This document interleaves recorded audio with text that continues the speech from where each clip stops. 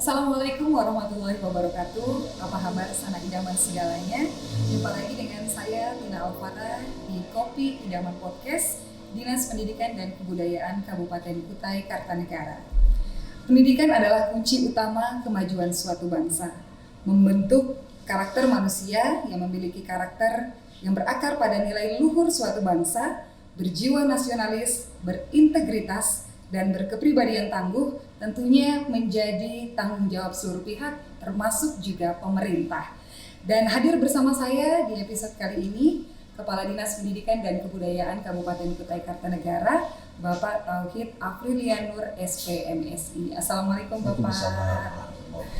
Terima kasih sudah menyempatkan waktunya untuk hadir Pak. Beliau merupakan Kepala Dinas Pendidikan dan Kebudayaan Kabupaten Kutai Kartanegara yang dilantik mulai tanggal 12 November 2021. Dan hal yang menarik dari yang beliau sampaikan pada saat beliau dilantik adalah beliau mengatakan, saya menyadari banyak tugas yang harus diselesaikan untuk kemajuan pendidikan di daerah khususnya di Kutai Kartanegara. Sebelum kita membahas lebih dalam, kita mengenal dulu lebih dalam untuk Dinas Pendidikan dan Kebudayaan itu sendiri. Bapak mungkin bisa disampaikan untuk struktur organisasi di Dinas Pendidikan dan Kebudayaan Kutai Kartanegara ada berapa bidang? Kalau berbicara tentang Dinas Pendidikan ini ada berubah SOTK sih, tapi sebenarnya tidak merubah struktur. Jadi kita punya sama dinas yang lain, kepala dinas, sekretaris, kemudian bidangnya itu kita punya bidang PAUD, PDI, kemudian kita punya bidang SD, kita punya bidang SMP, kemudian ada bidang pembinaan ketenagaan, dan satunya adalah bidang kebudayaan. 5 bidang. Dan pergub yang baru, STK baru ini nomor 49 kalau tidak salah, itu kita tetap sama, cuma nama bidangnya saja yang berubah sedikit, tapi bidangnya tetap sama. Oke, kembali mengutip yang Bapak sampaikan pada saat dilantik di tahun 2021 kemarin. Dari pengamatan Bapak, apa hal yang sangat urgent sekali untuk dibenahi atau ditingkatkan di dunia pendidikan di Kutai Kartanegara? Ya, jadi banyak hal yang ternyata memang harus kita bicarakan secara serius. Makanya tahun ini, memang sejak tahun saya dilantik awal 2021 akhir ya, waktu itu kita belum bisa memetakan lebih jauh. Kemudian di 2022 kita sudah bisa petakan beberapa hal yang harusnya kita lakukan. Memang itu kita sudah memulai sebenarnya pada saat itu membangun satu sistem roadmap. Tapi roadmap pendidikan itu ternyata belum bisa kita selesaikan di 2022. Nah ini kita sudah akan selesaikan di tahun 2023. Karena memang saya masukkan sudah pada periode kepemimpinan Pak Bupati ini kan tidak lama, sehingga memang percepatannya harus agak cepat, karena kalau kita menyusun roadmap yang lalu, sedangkan ini prosesnya sudah tersusun dan dengan waktu hanya 3,5 tahun saja kalau tidak salah Pak Bupati ini memang prosesnya harus berubah, jadi kita tidak sempat tersusun roadmap dengan rapi. Tapi untuk 5 tahun yang akan datang kita sudah menyusun roadmapnya. Nah memang itulah kalau bicara pendidikan, memang kita harus memulainya dari persoalan awal. Apa sih yang harus kita benahi dari daerah kita itu? Kemudian saya adalah orang asli daerah, saya orang Kutai Kartanegara, saya lahir di Tenggara ini, saya paham karena memang situasi zaman ini kan berbeda. Zamannya dulu kita sekolah ya tidak seperti zamannya anak-anak sekarang sekolah. Kemudian zamannya juga dulu bagaimana situasi yang terbangun, baik itu di lingkungan, orang tua, sekolah, itu sekarang sudah berbalik 180 derajat. Kalau kita dulu sekolah tidak ada keterlibatan secara khusus orang tua di dalam sekolah segala macam. Kalau sekarang sehingga orang tua sudah campur tangan di sekolah, itu kan jadi sebuah problem tersendiri. Ya, memang dulu tidak ada yang namanya komite sekolah, sekarang sudah ada komite sekolah. Kemudian dulu mungkin kita sekolah zamannya dulu kita sekolah tidak ada hal-hal yang terkait dengan bagaimana seorang guru bila diadukan, dipersoalkan tentang dia bagaimana mendidik keras kepada anak-anaknya untuk membangun karakter anak. Tapi sekarang sedikit saja guru menyentuh murid itu sudah persoalan hukum, jadi viral di mana-mana gitu. Jadi memang kita harus membedah dari awal apa sih yang diinginkan. Nah, kita kembali kepada visi misinya Pak Bupati, karena itu arah yang harus kita pegang sebagai arah bagaimana Renstra kita mengarahnya ke situ. Nah, di dalam visi misi Pak Bupati itu misi yang kita jadi sektor kita yang paling penting itu adalah misi kedua, yaitu menunjukkan peningkatan sumber daya manusia kita karena negara yang berakhlak mulia, unggul dan berbudaya. Ini ada 3 hal yang semuanya adalah bermuara kepada bagaimana karakter siswa itu yang harus kita bangun. Nah, ini kan persoalan yang harus betul-betul kita kuatkan itu. Dan kita ingin bangun satu karakter. Kan itu ada 2 karakter yang harus terbangun. Ada karakter mental, kemudian satunya adalah karakter yang spiritualnya. Kan beda-beda nih. Nah, di situ. Kemudian kita juga ingin membangun bagaimana kan kita ingin menciptakan satu karakter masyarakat. Jadi kita juga bicara pendidikan itu tidak hanya bicara tentang siswa itu sendiri, tapi kita harus bicara secara umum. Walaupun memang kewenangan kita hanya sampai di sekolah menengah pertama. Tapi kalau kita bicara tentang bagaimana SDM, itu kita bicaranya luas. Nah, tentu kita kan ingin bicara tentang mental karakter yang ingin dibangun itu. Tentu kita tidak ingin menciptakan terciptanya satu mental yang salah dalam hal ini. Kita tentu ingin membangun satu karakter yang kuat. Nah, yang kita kan tidak ingin terciptanya satu karakter yang salah di dalam dunia pendidikan SDM kita. Kita punya orang, misalnya saya contohkan, dia bekerja keras karakter, tapi dia culas. Jadi kan kita nggak kepengen seperti itu. Dia memiliki kekuatan disiplin yang kuat segala macam, tapi dia tidak memiliki integritas. Ini kan menjadi satu hal yang sebuah dilema yang berbeda. Nah, yang kita ingin bangun itu adalah tentu kita ingin membangun SDM kita itu yang betul-betul bekerja keras, punya integritas sebagaimana awal disampaikan. Dia juga adalah yang punya integritas kuat, dia memiliki budaya yang kuat. Nah, itu yang harus kita jawab hari ini. Nah, ini satu persoalan yang sebenarnya berpola pada bagaimana pemerintah melihat pendidikan. Pendidikan itu kan kita melihat SDM. Pemerintah itu bukan pengusaha. Pengusaha dia boleh melihat SDM itu sebagai human resources. Tapi kalau kita pemerintah, kita tidak boleh melihat itu sebagai human resources. Kita melihat SDM itu adalah human capital yang harus kita kembangkan. Nah, ini berbeda. Nah, inilah yang saya pelajari di tahun pertama. Kita coba rubah mindset kita berpikir. Bagaimana sih pendidikan? Karena orang hari ini kan hanya bicara tentang anggaran, bicara tentang sapras, itu saja persoalannya. Ya hanya itu saja. Memangnya sekolah bagus itu akan menjamin bahwa gurunya bagus, siswanya bagus. Kita ada jaminan. Kalau pola berpikir melihat bahwa pendidikan itu seperti apa. Nah, itu yang harus kita tanamkan dulu chipnya itu, bahwa yang dibangun dalam sebuah dunia pendidikan. Jadi belanja yang dilakukan oleh pemerintah ke dalam dunia pendidikan itu adalah belanja investasi.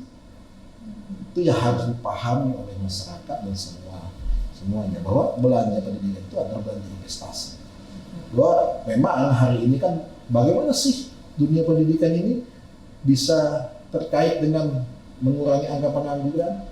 Bagaimana sih pendidikan ini bisa menjawab tentang mengurangi angka kemiskinan? Ya kan tidak bisa langsung membalik sebelah tangan. Memangnya orang lulus SMP punya ijazah langsung kaya, itu kan tidak seperti itu. Panjang persoalannya ini. Kita bagaimana dari PAUD itu kan ada 2. Kan judul besarnya PAUD, tapi di dalamnya adalah TK dan kelompok bermain. Itu 2 hal. Itu sama-sama PAUD. Jadi sekarang masuk ke SD, SMP. Nah, ada batas sampai di sini kita nih. Kemudian nanti lanjut oleh profesi di SMTA.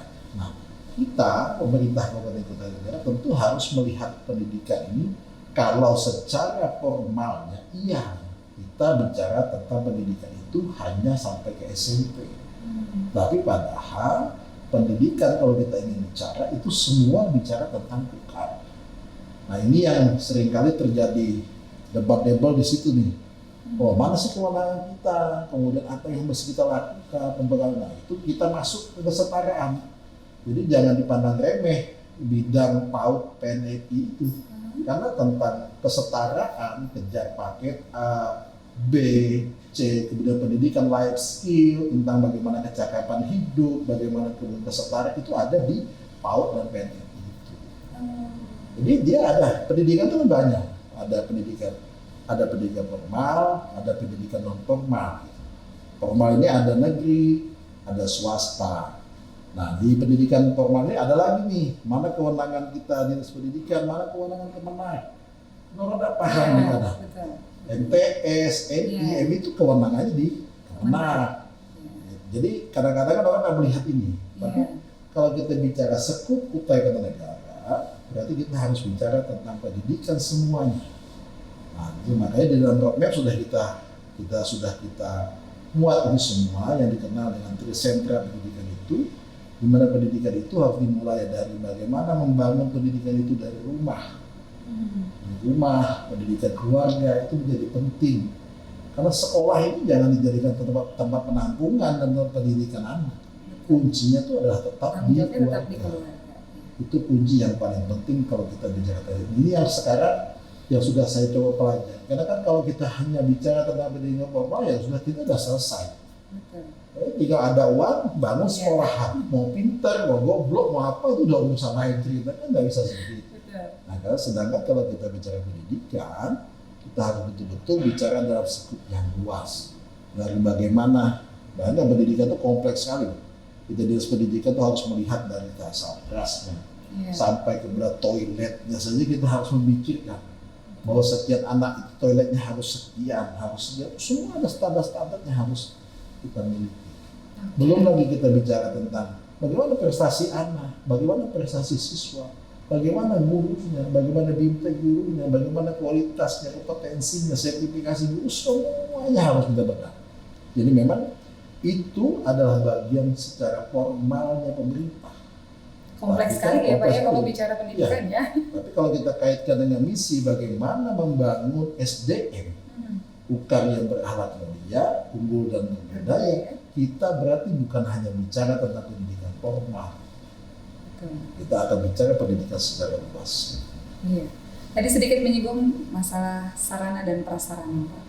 Sejauh ini bagaimana upaya pemerintah untuk pemerataan atau pemenuhan sarana dan prasarana di Kutai Kartanegara? Mengingat Kutai Kartanegara ini cukup luas wilayahnya. Ya, memang kalau kita bicara sarana prasarana itu pasti yang dibicarakan ya selalu sekolahan ini bocor lah, bagus lah. Sebagian besar. Cuma kan karena ini anggaran besar lah. Ya, saya hanya ingin menyampaikan data terakhir waktu sebelum saya masuk. Pada saat masuk awal saya disampaikan bahwa untuk memenuhi anggaran sekolah, kalau mau semuanya seputar itu diperbaiki, kita butuh anggaran kurang lebih 8 triliun. Bayangkan, anggaran kita cuma setahun pada saat saya awal itu baru berapa? Baru 1,2. Itu sudah dipotong gaji itu sudah hampir 800 miliar gitu. Itu modalnya berapa itu? Jadi kalau kita hitung mungkin 10 tahun lagi lah baru dari terhitung saya itu baru bisa kita menyelesaikan tentang sarana prasarana itu kalau memang ingin perfect lah kadang seperti ini. Artinya betul-betul terpenuhi standarnya harus bagus, ya tidak bocor, rusak segala macam. Nah, sekarang kita punya anggaran dalam kita punya skala prioritas. Kalau semua anggaran kita semua jabarkan untuk sarana-sarana itu ya nggak cukup juga. Terus yang lain bagaimana ada gaji guru segala macam. Sekarang kita punya beban hari ini gaji saja itu sudah 1,3 triliun. Ditambah dengan 1.500 P3K itu 1,3 T. Belum termasuk tuh dana BOS itu saya bilang dana tetap yang harus disediakan oleh pemerintah melalui pendidikan itu kurang lebih 1,6 sampai 1,7 T. Kalau kita terhitung sekarang 2024 itu begitu belanja tetap Ya makanya kita berdoa APBD kita ini bisa stuck, bahkan bisa naik. Iya. Kalau dia nanti anjlok itu akan berbahaya gitu. Bagaimana dengan belanja-belanja terkait dengan masalah SAPERS. Jadi kita punya pemetaan, makanya awal 2022 saya sudah minta semua bidang buat pemetaannya. SD ini mana saja yang prioritas, SMP ini mana saja yang prioritas. Kadang-kadang kan memang ada juga yang ini harus dipercepat, ini harus dipercepat, ini harus dipercepat. Ya, tapi dengan anggaran seperti itu, apakah mungkin ini kita hanya bisa kejar selesaikan? Kita hanya tahun 2024 itu ada sekitar 800 miliar dengan beban yang tadi saya katakan, datanya kalau kita hitung kita itu butuh lebih 7 sampai 8 triliun untuk perbaikan sampah saja ya Pak. Belum menambah rubel, belum unit sekolah baru gitu kan. Nah ini persoalan-persoalan yang memang kadang kami itu dianggap wah ini dinas ini tidak perhatian ke sekolah ini, tidak perhatian ke sekolah ini. Dia merasa sekolah yang paling jelek, udah masih ada sekolah yang lebih jelek. Kemudian ada juga tempat yang memang betul-betul ada unit sekolah baru. Di Tenggarong saja kita sudah bangun ini kan ya unit sekolah baru untuk SMP 9. Itu harus segera kita segerakan. Mau ditambah kan harus mengalahkan yang lain. Kenapa? Karena dia masih numpang di SMP 3. Dan persoalan-persoalan ini kan nggak pernah terlihat secara tahunya orang anggaran distrik 2,2 triliun paling gede gitu. Udah kita nggak usah saya itu nggak pernah lobby anggaran Mbak. Kenapa? Karena mandatory spending berapa anggaran APBD. Nah itulah 20%-nya kita terima pastinya. Jadi kita menyediakan menu-menunya seperti apa untuk melakukan proses penganggaran. Untuk sarana dan prasarana Pak, apa ada sekolah-sekolah swasta atau apa juga masuk Pak? Kalau atau ada swasta, bantuan juga? Ya, sekolah swasta itu juga jadi problem tersendiri karena dia kan sifatnya adalah hibah. Nah hibah itu kemarin setelah mendapat aturan yang baru kan hibah itu tidak boleh terus menerus. Kita bantu sekolah swasta itu, kita bantu tahun ini mebelnya misalkan, tahun depan kita tidak boleh lagi menganggarkan. Nah kemarin sudah kita diskusikan, boleh kita berikan tetap per tahun, tapi dipisahkan pada rekeningnya, bukan hibah lagi, itu belanja kepada masyarakat. Nah itu belum bicara swasta. Swasta ini kan sebenarnya tanggung jawab yayasan atau lembaga-lembaga yang mendirikannya, tapi bukan berarti kita tidak menyentuh. Yayasan itu, sekolah swasta itu tetap mendapatkan dana BOS, bantuan sosial itu tetap dapat dari pusat, dari kita BOSKAT kabupaten juga dapat. Dapat. Cuman yang namanya swasta kan kita tidak bisa melarang dia untuk memungut nih. Iya. Dia tetap memungut biaya-biaya sekolah segala macam. Nah itu sudah di luar kewenangan kita karena secara khusus itu kan mereka diatur oleh lembaga yang mendirikannya. Kalau sekolah negeri tidak ada biaya. Kalau hari ini diributkan biaya pendidikan mahal, biaya yang mana? Kita sekolah tidak pernah bayar. SPP gratis, sekolah negeri loh ya. Sekali saya perlu bahwa itu sekolah negeri yang di bawah dinas pendidikan. Kalau SLTA, sekolah negeri itu di bawah provinsi gitu. Nah, kalau di bawah kita nggak ada, sekolah itu gratis, tidak ada bayar, tidak biaya, SPP nggak ada. Buku paket yang hari ini diribut-ribut pun nggak ada. Buku paket itu sudah dibeli dengan dana BOS, sudah ada. Termasuk buku-buku juga? Sudah gratis. Yang tidak ada yang kita sediakan itu adalah masalah pakaian, seragam sekolah. Karena itu kan sebenarnya melekat kepada pribadi. Kita juga tidak ingin artinya membatasi ruang orang tua. Kalau semuanya difasilitasi oleh pemerintah, lalu di mana peran orang tua? Di mana tanggung jawab orang tua terhadap anaknya? Ya kalau memang tidak mampu, itu sudah kita cover di dalam BOSKAT namanya, dana BOS kabupaten. Misalkan dia tidak punya baju, itu bisa dibelikan oleh sekolahnya. Sekolahnya itu menganggarkan melalui dana BOS kabupaten, itu ada semua di situ. Dan bahkan sekarang kita sudah punya BOS afirmasi. BOS afirmasi itu adalah biaya operasional sekolah, bantuan operasional sekolah yang diberikan kepada sekolah-sekolah yang siswanya sedikit, di bawah 100, di bawah 50, itu kan dia BOS itu Mbak Tina, dia dihitung per kepala, per siswa. Nah kalau sekolahnya cuma siswanya 10, kan kecil dana BOS-nya tuh. Untuk menghidupi sekolahnya nggak bisa nih. Nah makanya kita support dengan BOS afirmasi namanya. Nah kita berikan tambahan khusus kepada sekolah-sekolah yang kecil supaya bisa operasionalnya jalan. Nah, itu yang sudah kita sediakan. Nah, untuk yang siswa yang tidak mampu itu nanti dana postcard. Kemudian tahun depan insya Allah kalau memang ini kita sudah sempat berdiskusi panjang lebar kayak dengan seragam sekolah itu kalau kita berikan semua siswa negeri swasta itu besar sekali anggarannya, hampir 57 miliar. Itu kan sebuah problem sendiri ya, problem sendiri. Bukan soal anggarannya, kalau anggarannya tahun depan oke.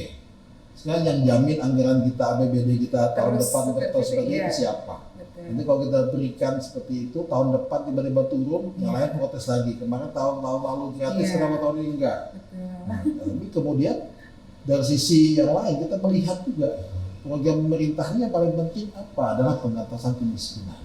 Nah, kita mengambil domainnya di situ bahwa yang lebih kita prioritaskan itu adalah kepada siswa yang benar-benar tidak mampu untuk kita berikan seragam, perlengkapan sekolah semua. Oke, siap. Selanjutnya Pak, langkah dari pemerintah kabupaten dalam menghadapi era industri 4.0 dan juga era society digital 5.0. Tadi sempat saya membaca literasi berita bahwa Disdikukar memiliki program sekolah Google. Nah, iya, sekolah referensi Google. Itu sebenarnya programnya seperti apa Pak? Detailnya dan kerjasamanya dengan pihak mana? Ya, jadi begini, sekolah referensi Google. Jadi saya kembali, apa sih yang menjadi latar belakangnya? Sekarang saya sampaikan lagi bahwa kita ingin menjawab di misi itu adalah membangun SDM-nya unggul. Nah, saya bicara SDM itu kan bukan hanya ranah Disdik nih.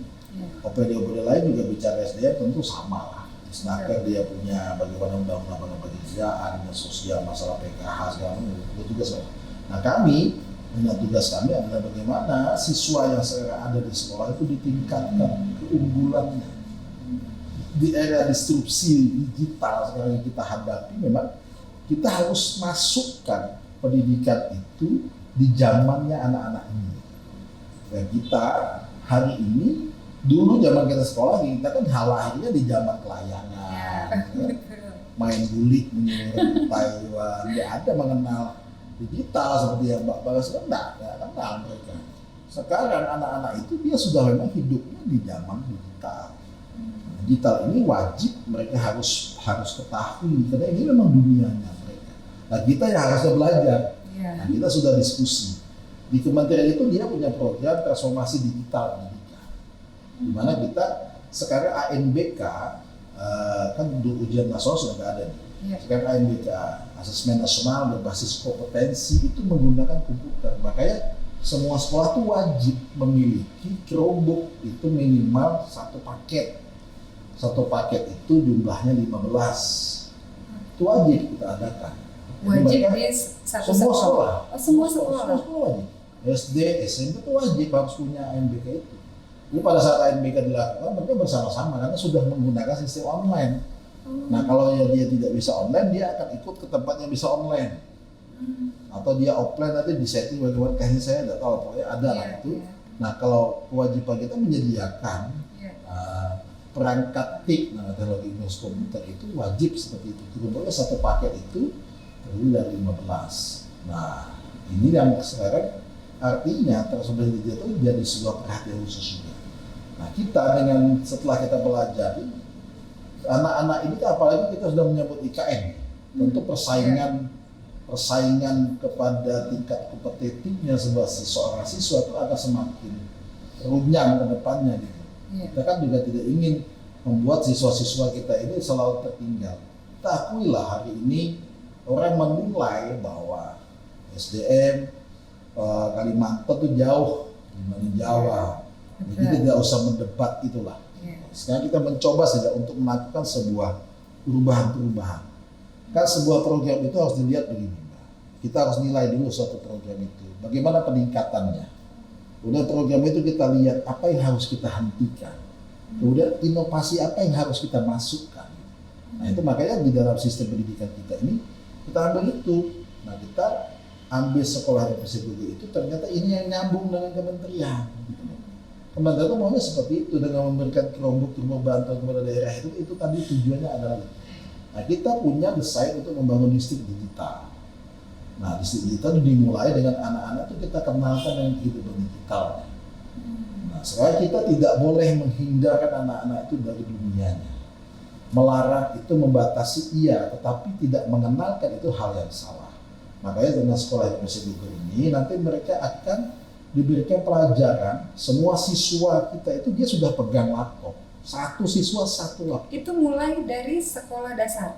SMP dulu, tahun ini SMP. Okay. SMP. Tahun depan kita akan mulai masuk ke SD-nya. Kabupaten kita supaya SD disiapkan. Nah, SMP sudah kita siapkan, tahun ini ada 16 sekolah yang tersebar di 20 kecamatan. Pada project ya. Ini sudah berjalan 5 piloting kita sudah. Sekarang tinggal menunggu barangnya saja datang. Siswanya gurunya sudah pada di BIMTEK apa segala macam sudah. Nah, sudah selesai BIMTEK. Nah, kemudian Google itu mengeluarkan sertifikasinya. Jadi guru-guru itu dia akan mengikuti tes dari pihak Google. Jadi setelah ada pelatihan baru nanti ada tes juga untuk guru-guru yang di sekolah pada proyek tadi ya. Jadi mereka nanti akan belajar tentang worksheet apa, mereka belajar di situ. Nah, minimal anak-anak ini dari kelas 5, kelas 6 SD lagi tahun depan masuk ke SMP-nya nyambung, SMP-nya juga sudah mengenai digital karena disrupsi digital itu semakin tahun itu akan mengikis peran secara personil manusia. Yang dibutuhkan adalah kemampuan manusia memahami tentang digital itu. Nah, ini yang sedang kita siapkan supaya mereka juga unggul menghadapi persoalan itu. Nah, inilah yang kita kerjasamakan dengan pihak Google dan semuanya disertifikasi langsung oleh pihak Google. Nah, nanti mereka yang mengajar apa saja di situ. Memang sekarang kan semua siswa itu wajib dia membuka ID-nya. Jadi suatu siswa itu punya ID sendiri, Mbak. Oh, nantinya dari satu perangkat yang Chromebook itu masing-masing siswa punya ID. Walaupun dia bukan sekolah Google, dia semua siswa itu punya ID sekarang. Punya ID bukan ya? Belajar ID itu dia punya. Tapi bagaimana mengaktifkannya kalau dia tidak punya peralatan itu. Makanya tadi di setiap sekolah wajib 15 paket tadi, satu paket 15 itu dia akan buka di situ ID-nya. Nah, sekarang dengan kita beri semua siswa satu, dia bisa mengaktifkan di situ. Dia akan belajar banyak di situ. Fungsinya juga itu memudahkan guru untuk memantau perkembangan siswanya. Di satu sisi itu untuk menjawab 3 hal. Kita ini kan bicara tentang rapot pendidikan, bukan? Kita masih lemah di bidang literasi, kita masih lemah di bidang numerasi, kita masih lemah di bidang karakter, belum begitu menguat karakter siswa. Nah, dengan kita melakukan transformasi digital pendidikan ini, harapannya dia memiliki life skill atau skill minimal dia memahami tentang digital itu. Dia mengerti, dia tidak gagap teknologinya. Kemudian di situ nanti dia akan bisa membuka buku bacaan, perpustakaan, digital semua dibuka dengan harapan itu akan meningkatkan literasi. Dan di situ juga akan meningkatkan numerasi. Jadi sekaligus sekolah yang bisa juga ini menjawab semua tentang pertanyaan. Jadi di perangkat itu nanti juga ada aplikasi-aplikasi pendukung. Oh iya, pasti literasi ya pasti. Terus sekolah Google itu bahkan kita sudah ciptakan ada beberapa desain kita coba indikator siswa, sistem digital kita kenalkan. Karena ini memang zaman mereka yang belajar digital itu kita kepada mereka, bukan mereka. Mereka lebih pintar daripada kita. Betul. Baik Bapak, sekarang kita beralih salah satu juga program yang Bapak laksanakan di Dinas Pendidikan dan Kebudayaan, adanya komunitas belajar Kukar Pintar Idaman atau yang biasa dikenal dengan KBKPI. Mungkin Bapak bisa sampaikan apa yang mendasari Bapak untuk membuat program tersebut? Ya, di dalam program pemerintah itu salah satunya adalah penguatan komunitas belajar. Jadi komunitas belajar itu di mana guru itu di mana saja seharusnya mereka misalnya, apalagi tempat ini kan luas sekali nih. Ya, orang di Kenohan, orang di Buarawis, orang di Tambang, kan mereka nggak mungkin nih belajar langsung ke Tenggarong lagi. Nah, di situ lah ada kumpul-kumpulnya. Komunitas belajar, guru-guru ini saling belajar, tukar informasi, melakukan sebuah penguatan. Nah, kita bentuklah komunitas belajar kabupaten ini. ya ada perbuknya, segala macam. Nah, tim itu kita buat, inilah yang nanti akan melakukan proses sosialisasi dan pendampingan kepada komunitas belajar yang ada sekukar ini, udah membantu mereka terbentuk di semua wilayah-wilayah sekolah. Itu dalam rangka apa? Untuk peningkatan SDM gurunya. Kan kita tidak mungkin kita bisa meningkatkan literasi siswa, numerasi siswa segala macam kalau gurunya saja sudah tidak mau membaca, gurunya saja tidak ingin belajar, itu jadi persoalan yang lain. Makanya dengan komunitas ini kita bentuk, mereka melakukan proses sosialisasi, mereka melakukan surveinya, kemudian mengecek, kemudian melakukan monitoringnya, supaya nanti komunitas-komunitas ini bisa menghidupkan proses ada interaksi yang saling belajar di antara gurunya, kemudian kesulitan gurunya apa, itu nanti akan dibantu oleh kami KPI. Alhamdulillah kita tahun ini dapat penghargaan dari Balai Guru Penggerak Provinsi Kalimantan Timur, itu kombel terbaik itu adalah TAI. Wah, luar biasa. Untuk sosialisasi bahkan terapannya sendiri Pak, apakah itu hanya akan menyentuh sekolah-sekolah atau guru-guru di sekolah negeri atau juga di sekolah swasta? Ya, kita akan menyentuh semuanya, semua sekolah yang memang kita ini. Karena kan kelompok KBKP ini kan terdiri dari guru-guru yang memang pilihan, guru-guru penggerak, guru-guru yang memang memiliki, ya artinya mereka selain peduli dengan dirinya sebagai guru dengan sekolah, tapi juga peduli dengan pendidikan. Maka ini kan mereka ini kita berikan fasilitas itu, kita bantu fasilitasnya supaya mereka ada kendaraannya, ada apa segala, supaya mereka bisa melakukan proses-proses seperti itu. Nah begini, karena belajar itu Mbak, jangankan apa ya guru kan juga kan orang belajar sendirian itu kan beda dengan orang belajar berkelompok. Paling tidak ngapehnya jalan dulu lah. Yang ngapeh dulu, tapi sambil ngapeh sambil dia belajar. Sambil ada nyambung-nyambungnya lah sorangan aja kayak buku kayak gini, ya adanya baca selembar tidurnya 4-5 jam gitu kan. Nah kalau dia kombel, ya tidak dia bisa didampingi asik lah, bagaimana menikmati belajar segala macam. Karena sekali lagi untuk meningkatkan siswa mengejar SDM itu tentu gurunya secara formal kami dinas pendidikan kita ingin mengejar bagaimana guru juga memiliki kemampuan yang lebih. Menyinggung soal guru penggerak Pak, bisa dikatakan untuk di Kutai Kartanegara sendiri jumlah guru penggerak masih minim gitu Pak. Menurut pengamatan Bapak, kenapa sih masih minim minat dari guru-guru untuk gabung di guru penggerak? Ya jadi begini, guru penggerak itu kan ketentuannya banyak hal yang menjadi problemnya. Salah satunya adalah kewenangan untuk karena guru penggerak itu dia bisa ikut pendidikan guru penggerak itu seleksinya ketat secara nasional, itu dilakukan dan yang memutuskan adalah pemerintah pusat, mulai Kementerian Pendidikan dan Kebudayaan, bukan kita. Nah ini agak rumit begitu. Karena saya katakan tadi kan, guru yang ada di wilayah DKI, Jawa beda dengan guru yang ada di wilayah kita. Bukan berarti kita merendahkan guru kita, enggak, karena memang kan beda geografis, beda lokasi itu tentu kan akan membuat berbeda situasinya. Makanya kan mereka harus tes online. Nah, kemudian mereka tidak terbiasa dengan hal yang online. Makanya tadi sekolah Rumpesi juga untuk menunjang itu. Kita paksa mereka selalu bisa online segala macam. Literasinya harus meningkat karena mereka itu tes online yang memutuskan pemerintah dari kementerian sesuai dengan passing grade mereka.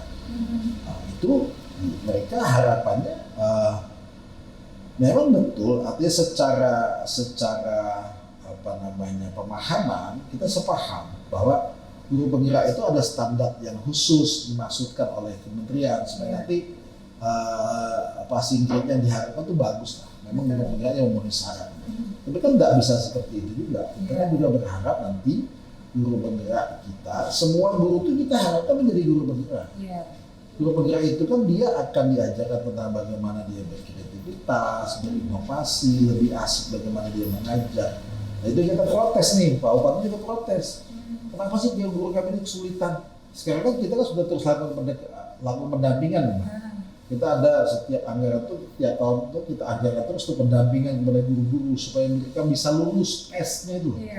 nggak gampang Mbak lulus tes. Berarti bisa dikatakan sebenarnya peminatnya banyak ya Pak? Banyak. Cuma mungkin di tahapan tesnya yang Iya. tidak Guru-guru lulus. kan dia nggak lulus sekali, udah munyak dia, Iya. nggak mau ikut lagi. Jadi Akhirnya pikirin kita banyak, semangat tugasnya terus. banyak gitu ya. Padahal memang kan ada harapan di situ ya.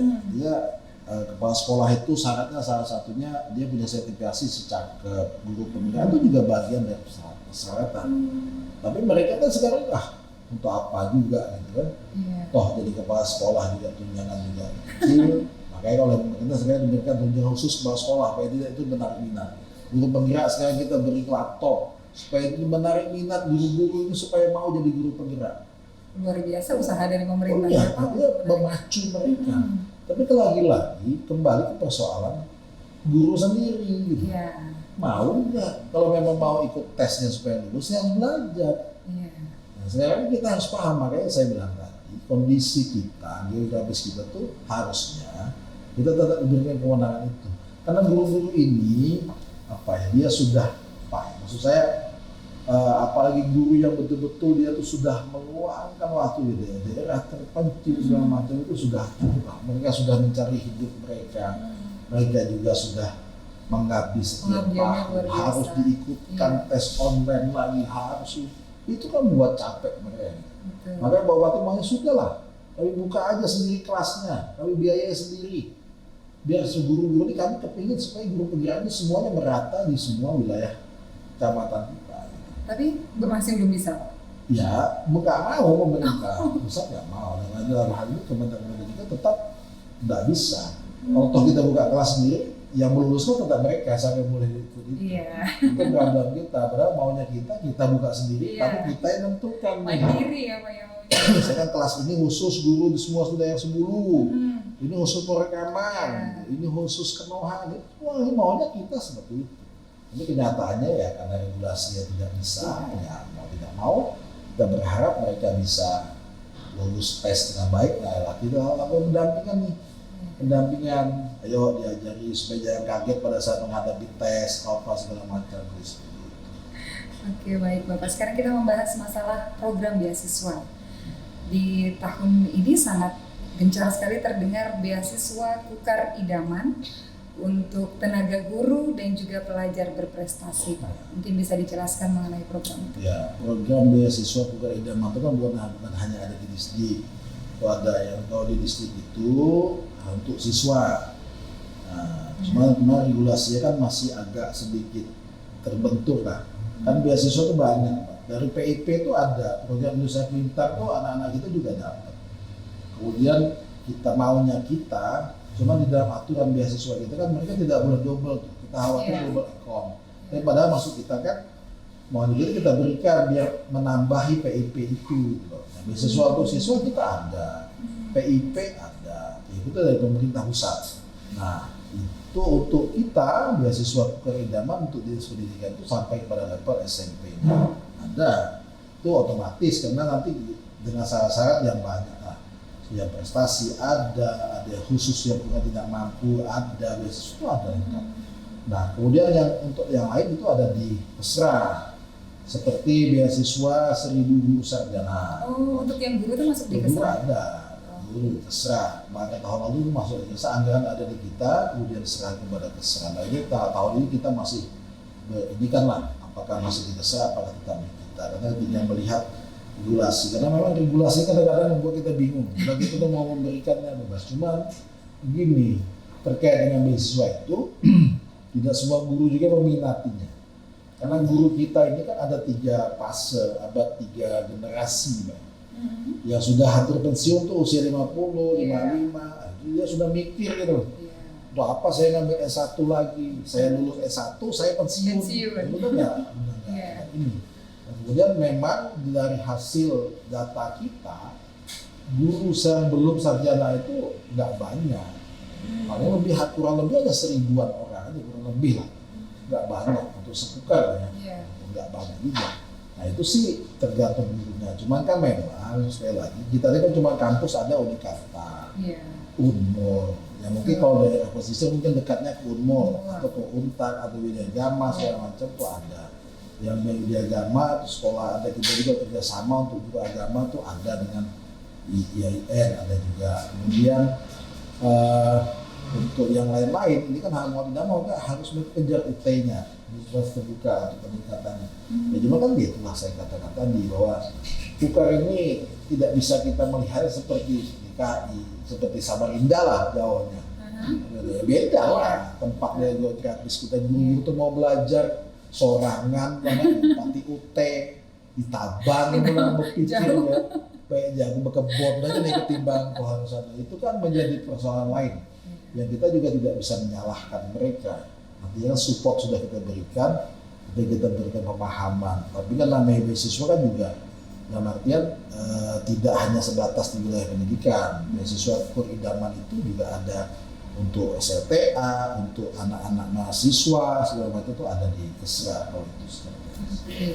Sekarang bicara tentang kebudayaan Pak, juga bagian dari Dinas Pendidikan dan Kebudayaan. Sejauh ini selama Bapak memimpin di Dinas Pendidikan dan Kebudayaan, program apa yang Bapak jalankan untuk mengenalkan atau memajukan kebudayaan di Kutai Kartanegara, apalagi kita dalam rangka persiapan menuju IKN? Ya, budaya itu kan memang harus terbangun dengan kuat.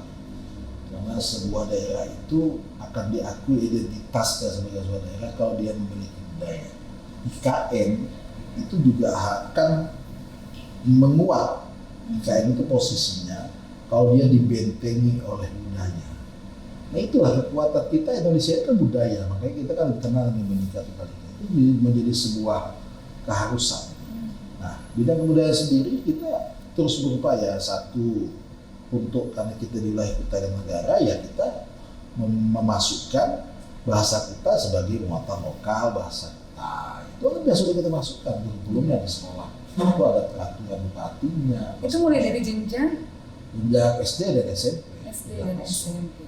Itu udah masuk. Kemudian penerapan menjaga pelestarian budaya dengan kita mengusulkan warisan budaya tak benda seperti banyak sekali sudah kita asuhkan. Terakhir kemarin kita ada 3. Saya lupa tuh ada kuda Gepang, kenal kan kuda Gepang kan? Kita lama ini tahunya kuda Gepang, udah ada Muara Muntai itu kuda Gepang. Oh, Muara Muntai kuda Gepang. Masa Muara Muntai itu kuda Gepang. Ada sendiri tuh di daerah itu. Beda lagi dengan kuda Gepang. Beda. Cara menaikinya beda. Oh iya siap. Nah, itu juga sudah jadi warisan budaya tak benda. Ya warisan budaya tak benda itu kita usulkan untuk disertifikasi. Itu menjadi warisan budaya kita yang tidak boleh diakui oleh daerah lain. Nah itu secara nasional semua sudah mengusulkan. Nah kita punya itu sudah banyak, setiap tahun kita usul terus itu gimana terhadap budaya. Kemudian kita terus setelah pasca COVID ini kita ERAW itu menjadi sebuah nilai budaya yang paling harus kita jaga. Dan disitulah asal muasalnya kita, kesultanan kita di situ, marwahnya tanah Kutai itu di situ. Nah itu yang selalu kita jaga. Tiap tahun kita lakukan ERAW untuk menyatakan bahwa Kukar ini budayanya kuat. Nah makanya program dedikasi Pak Bupati itu salah satunya adalah Kukar budaya. Jargon-jargon yang mungkin hari ini sering didengar itu betulungan etabisa, itulah bagian dari budaya. Budaya Kutai itu adalah gotong royong, betulungan. Itu artinya hal betulungan lah, sesama tetangga apa segala macam seperti itu yang kita bangun. Nah itu nilai-nilai budaya yang oleh Pak Bupati sendiri sudah ditanamkan. Nah kita dari Bisnika tidak bisa juga hanya sekedar jargon, tetapi banyak hal kita lakukan. Jaga budaya kita. Nah sekarang kita membahas tentang situs Muarekaman. Nah itu kan sudah kita pelajari semuanya sampai kita ternyata situs Muarekaman itu bukan Hindu yang sekarang ada di Bali. Berbeda. Beda dia situs itu. Situs yang di Muarekaman itu Hindunya bukan Hindu yang sekarang. Itu Hindu yang dahulu pertama kali Hindu itu bukan Hindu yang di Bali loh. Itu kita juga baru tahu. Berbeda ternyata Hindunya ya Pak ya. Beda. Jadi maka ada kajian-kajian seperti itu. Nah, kemudian kita juga akan menetapkan kawasan budaya. Itu nanti di wilayah museum sampai ke Daton, semua itu akan menjadi kawasan sama monumen itu menjadi kawasan budaya. Nah, Bupati sudah bersepakat dengan itu. Maka sekarang nanti ke Daton dengan gedung yang disebut dengan gedung wanita itu yang sekarang lagi rehab itu akan nanti asetnya akan dipindahkan ke Dinas Pendidikan Kebudayaan. Karena nanti supaya nanti Setiap orang yang akan datang ke Kukar, dia akan datang ke Daton, dia akan menikmati tarian-tarian Thai, tarian-tarian khas Kutai. Sajian tradisionalnya di sana ya Pak ya. Itu sudah kita coba petakan. Kita sudah bicara dengan Yang Mulia Sultan juga, bahwa beliau juga sudah sepakat nanti bawa ke Daton, dan wanita itu nanti akan Sultan arahkan asetnya, akan diminta Sultan agar masuk ke Dinas Pendidikan dan Kebudayaan, supaya nanti betul-betul bisa terkelola dengan baik. Siap. 2 tahun ini Dinas Pendidikan dan Kebudayaan juga menyelenggarakan pemilihan duta budaya. Ya. Ya. Esensinya tujuannya dari pembuatan program itu apa Pak sebenarnya? Ya, duta budaya itu kalau di pariwisata itu ada duta wisata, Ya. tentang mengenal tentang wisata. Kalau budaya itu dia akan menjadi sosok generasi muda yang menjadi role model bagaimana orang ingin mengenal budaya. Karena duta itu ada di dia. Esensi. Jadi anak-anak yang sudah terseleksi lolos sebagai duta budaya kita itulah sosok yang nanti akan menjadi contoh. Orang yang Kutai seperti apa itu mereka harusnya seperti itu. Esensi sebenarnya. Yeah. Tapi kan sekarang zaman ini kan beda ya. Yeah. Artinya tapi dia paham karena mereka diberikan pelajaran tentang. Tapi juga dilibatkan di kegiatan-kegiatan kebudayaan dinas. Oh iya pasti. Kalau di mereka juga sudah mewakili Kukar untuk terpilih di provinsi kemarin juara 1 ya Pak. Iya betul. Itu kan menunjukkan bahwa putra daerah kita ini juga baik-baik gitu. Ya.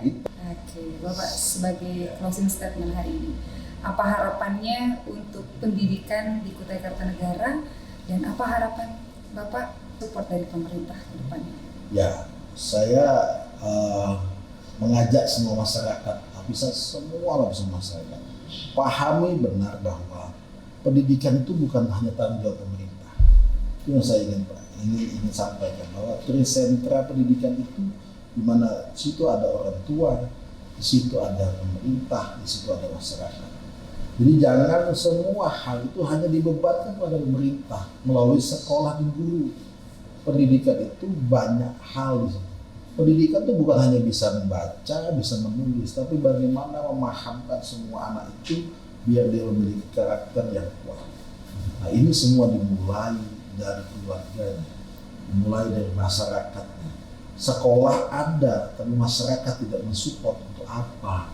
Sedang kita inginkan agar anak-anak ini ke depannya tidak lagi menjadi generasi menjadi penyumbang angka kemiskinan, tidak menjadi penyumbang angka pengangguran bagi kita, tapi mereka adalah generasi emas yang akan nanti menjadi generasi-generasi yang kreativitasnya tinggi, inovasinya tinggi, cerdas, pintar, mampu membuka lapangan pekerjaan. Karena setelah saya katakan di awal tadi, mereka ini kita pandang sebagai sumber daya manusia adalah human capital, bukan human resources.